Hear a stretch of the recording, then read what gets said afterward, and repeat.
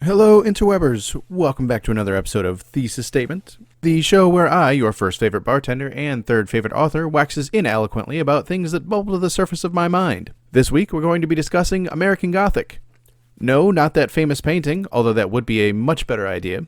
We're going to be talking about the dark and dreary movies from the late 90s and early thousands. So grab yourself your skin-tight leather and your fake blood, and let's get into it. The modern Gothic film genre is something of a phenomenon. Around the turn of the millennium, or as Will Smith wanted us to call it, the Willennium,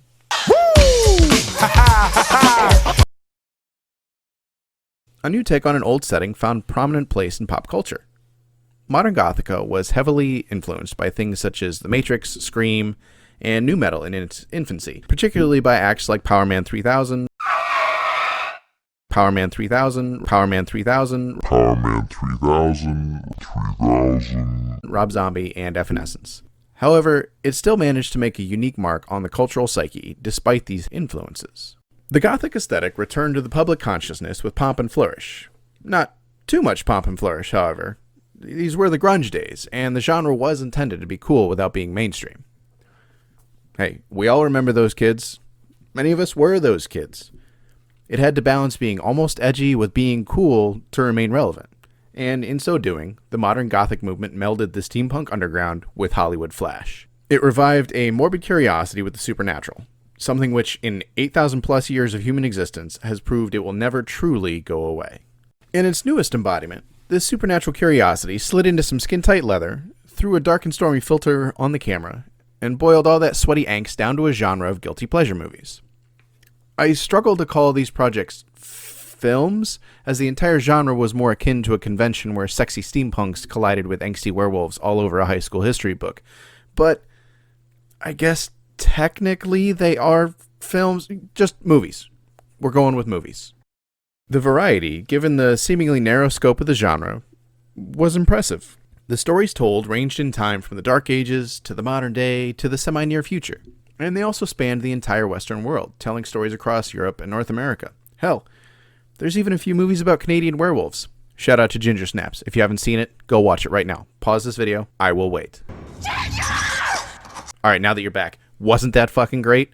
Ancient legends of magic, vampires, and plagues formed a beautiful collision with futuristic science, zombies, and more plagues. Anyway, in this new realm, swords and bows are carried alongside guns and gadgets in dark and bleak worlds and dusty post-apocalypses.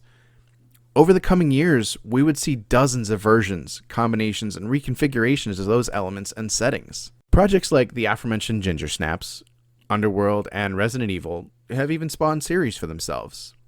Self-contained stories like Van Helsing did not, and for apparent reasons, but the aesthetic was clearly working. Hollywood themselves didn't seem to know how to keep it going, but the culture drove it forward. So, despite an initial fumbling of the content, they successfully found the formula, and have been able to keep it alive to this day. Now, unless you count the Matrix films, none of these projects were big award winners. None of these projects were considered groundbreaking.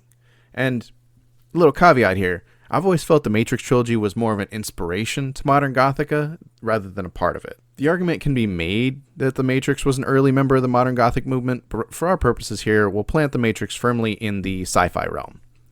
Admittedly, a sci-fi that has a leather fetish, but that's kind of beside the point. It was the fucking 90s, okay? That's just what we were into. That's not the point! Point is, this genre wasn't being lauded by the Academy. Still, on the whole, these movies were financially successful and culturally popular. They were fun, edgy, and sleek, so they didn't have to be groundbreaking. These movies accomplished everything they set out to do without being Academy Award material. They're exactly what was advertised. There was no bait and switch, no agenda, no higher purpose, no divine intervention, just Gothic adventures for a modern audience. It's interesting that these scripts are apparently really popular among actors and directors as well. Almost all of them have a Hugh Jackman or a Mila Jovovich or a Guillermo del Toro attached to them. They attract big enough names to bring in big audiences and deliver big enough action to keep them there. They garner pretty large budgets from studios too, which means most of these movies can afford some pretty sick action scenes and some out-of-this-world explosions. However, we know that fun action alone isn't enough to build a returning audience. Is it? I guess that's a question better left to a series on the Fast and Furious.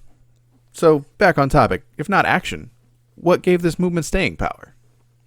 Well, modern Gothic cinema never tried to be anything other than what it claimed to be. What you saw in the trailers was what you got in the feature. It was simple. Even when the lore was 6 films deep, it was relatively easy to follow. The audience didn't need to see any of the other entries in order to understand what was going on in the movie they were watching at the time. Those projects that did overreach just didn't last. Movies that tried to have a message or say something significant withered on the vine. I mean, the message of the modern Gothic genre is this: look at how cool this is. Modern Gothic is more or less formulaic.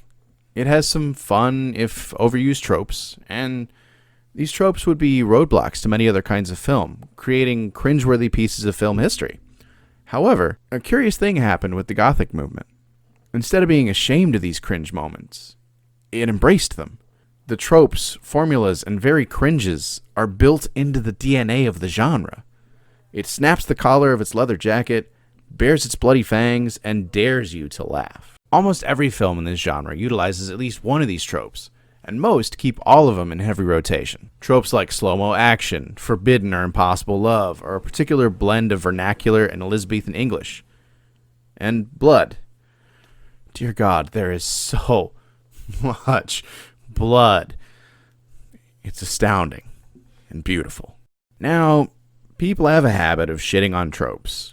However, normally these tropes work within the framework of their inspiration, and when it comes to modern Gothic, these inspirations are wide and varied.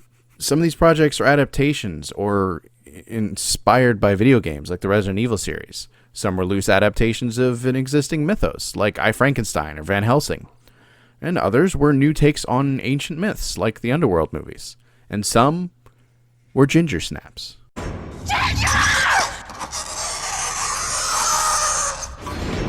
Let's pause there a moment, because there was a portion of the genre that played directly to, we'll say, a very specific part of the target demographic. Zeroed in on a subset of those watchers. Ginger Snaps did this by being a series of teen dramas with a supernatural element. They stayed just enough in the Gothic territory to make the cut, and therefore earned their lasting position within the genre. But this highlights the subgenres found within the greater body of work. When viewed together, all of these movies clearly belong to be organized together. They have more in common with each other than other action movies. However, when viewed individually, sometimes the dots are hard to find. Take Underworld and Resident Evil, for instance. Arguably, these are the two biggest franchises in the entire bunch. When viewed as a pair, they seem to have very little in common. Resident Evil, when viewed in this context, almost has more in common with the Mad Max films. However, when you gather its peers around, movies like Doomsday, the connection becomes clear. In this context, Mad Max similarities can be recognized as inspirational works rather than neighboring projects. The best franchises in the genre also have another key similarity. They know their audience, they know their place, and they know their time. They recognize what makes them fun and what gives them appeal. The audience is given enough lore to understand the rules of the game, but the details don't tend to be intense or extensive. With the exception of Resident Evil, where the lore is kind of intense, but you don't have to know the whole lore, or really any of the lore, to enjoy the movie. For the most part, simple explanations, giving way to action-packed fights and chase scenes, are the norm. Vampires have been fighting werewolves for centuries. Then, boom, shots fired. Werewolves roar, blood shoots everywhere. The end. Umbrella Corporation unleashed a virus that turns people into zombies, and now humans are on the run. Then, kablam. burning a flock or a murder of zombie crows with the hero's psychic powers. Confused by the psychic powers? That's okay. They take them away immediately, so you're not confused anymore. In those moments where they do give too much information, they make sure it's moving fast enough that you recognize that the stuff they're talking about doesn't matter. All that matters is the action and the fun you're having. In the transition scenes that carry the characters between action scenes, they delicately develop their characters. They never give them too much characterization so as not to take up too much valuable killing time on talking scenes. However, they do give you just enough development so that the characters don't feel like cardboard cutouts in a shooting gallery. You're never deeply invested in anyone, but you accept them as people, and when, on rare occasions, twists are thrown your way, you're pleasantly surprised and refreshed. The audience doesn't require these tricks to be thrown in the mix, but they are fun and exciting when they come around. Much like this video, these movies focus heavily on action. The average action movie has 3 minutes of action for every 7 minutes of exposition and transition. 30% of the average film in this vein is action scenes. It can be reasonably estimated that the modern Gothic genre bumps that ratio just a bit, giving the audience a 50-50 split. 5 minutes of setup will take place, and then 5 minutes of crazy action will erupt on the screen. Those extra 2 minutes keep your heart pumping while you watch the movie, but they don't take so much away from the story that you stop caring entirely. You don't care a lot about the plot, but you care enough to see how things play out in the next entry of the franchise. Now, the action itself is a delicate work of art. It is always over the top, but never inducing real cringe. I mean, perhaps critics would cringe, but that's kind of their job. The average viewer recognizes the setting is over the top, and the story is simple, and the characters are supernatural creatures. Therefore, the over-the-top action is warranted and justified. When Celine cuts a villain in half, and his bisected parts slide apart with a gross, wet slop, we accept this in this world. When Van Helsing fights vampires with a boomstick and a crossbow, we don't bat an eye. Pun intended. When characters can run at superhuman speeds in leather suits and heels that barely allow them to breathe, we don't question it in the slightest. They've earned it through their world building. They establish themselves as serious movies, but don't expect to be taken seriously or realistically. The Gothic movement has always romanticized the supernatural. Vampires may be scary, but Dracula was originally written as seductive.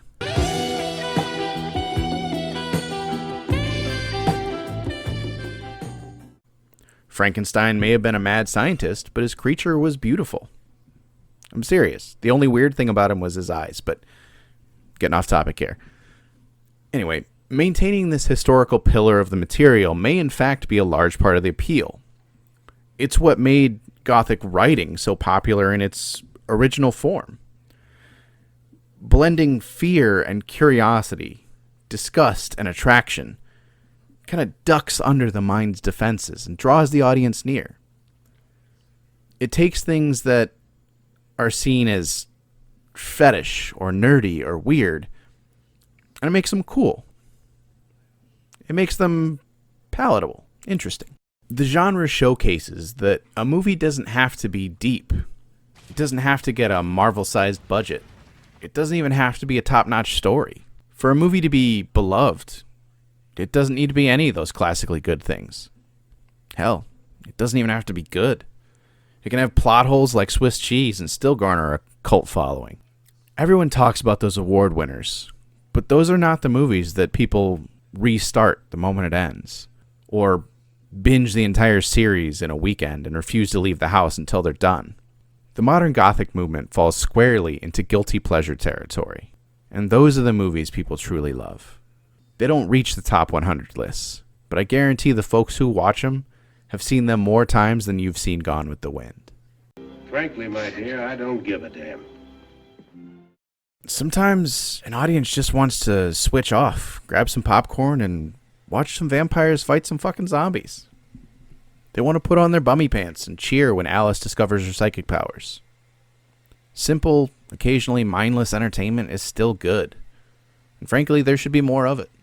Not every meal needs to be steak. Sometimes you just need a greasy cheeseburger. If you enjoyed this video, please do consider hopping on over to patreon.com/thepriceisright and supporting us financially there. Once you've pledged your eternal soul to us, you'll get early access to all of our content, exclusive merch, and some exclusive episodes of our podcast, and you'll get exclusive access to the pilot episodes of every new show as it comes out and is distributed. If you head on over to our Teespring store, there you'll find some more exclusive merch, including the Master of the Mix design and the First Favorite Bartender, Third Favorite Author design. If you are financially unable to support us, trust us, we understand. It's okay. Just open up 40 new tabs and watch this video 40 more times. It really does help. If you don't have the time to do that, please make sure you like this video, subscribe to the channel, and comment if you got the time. Share it with a friend if you feel so inclined. Also, if you did like this, you'll probably like our podcast. The Price is Right can be found on anywhere you stream your podcasts, and you'll find awesome shows like Cocktail Cinema, where Greg, Shasti, and I discuss movies and talk about booze as we get a little tipsy, and possibly my favorite show, The Fozcast, where Greg interviews a guest and we get some real perspective on life. All those mouthfuls said, I would also like to say goodbye.